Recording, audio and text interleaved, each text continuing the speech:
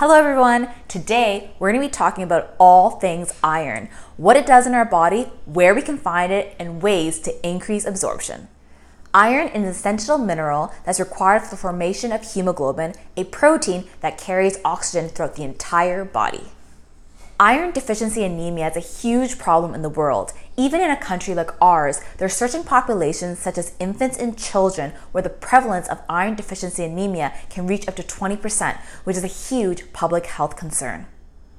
Iron deficiency anemia is more common in females of childbearing age due to our menstrual cycle. Common symptoms include hair loss, chronic fatigue, leg cramps, dizziness, pale skin, and coldness. Now, before you start self-diagnosing yourself, it's important to go and consult your doctor and request some blood work, specifically your blood ferritin levels and your complete blood count. Blood ferritin measures iron stores in the body. A complete blood count looks at your levels of white blood cells, red blood cells, hemoglobin, hematocrit, and platelet levels.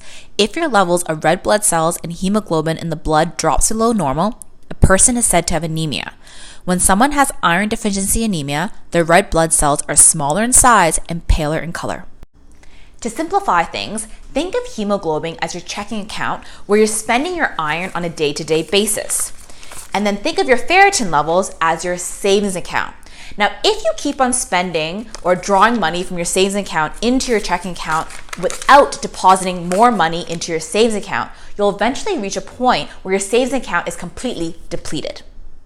In the same way, when low ferritin levels are detected in the body, it's important that we immediately restore our iron levels to prevent deficiency, because we all know getting out of debt isn't easy. If you constantly struggle with low levels of iron, here are 5 ways to be iron responsible. Firstly, remove any form of coffee and tea from your meals. Both coffee beans and tea leaves contain a substance called tannins, which can inhibit or bind to calcium and iron in your foods, making it very difficult to be absorbed in the small intestine. Secondly, vitamin C has been shown to enhance iron absorption. So when planning out meals, think vitamin C plus iron. For example, in chili, beef and beans are high in iron and the tomatoes are rich in vitamin C. In a stir fry, tofu is high in iron and broccoli is rich in vitamin C. In hummus, chickpeas are high in iron and the lemon juice that's added is rich in vitamin C. Lastly, in pho, the beef is rich in iron and the fresh herbs along with the lime juice is rich in vitamin C. So don't forget to squeeze on that lime. Thirdly, studies have shown that calcium can inhibit iron absorption, regardless if it's in the supplemental form or in food form. Therefore, try to space out your calcium-rich foods away from your iron-rich foods. Fourthly, try adding in some liver or organ meats into your daily meals. A good way to do this is go to your butcher and ask them to grind the liver or organ meats into your other minced meat, such as minced turkey, beef, or chicken, and then use that in things like meatballs, meatloaves, spaghetti sauce, or even stews. You won't even taste it. Lastly, it's a good idea to cook your dark leafy greens such as spinach, kale, collards, dandelion, and bok choy. The heat applied when steaming, stir-frying, or roasting allows the iron to be released from the oxalic acid bond. Another thing you can do is try cooking with an iron skillet. The iron ions from the skillet can actually be transferred into your food. Another really cool product is called the Lucky Iron Fish. This fish was created in Guelph, Ontario. Yes, it is Canadian. And all you need to do is take this iron fish and put it into a pot of boiling water and let it simmer. Then you remove it from the pot and then you can use this iron-rich water now to cook your rice, pasta, stews, and soups, or even into a smoothie.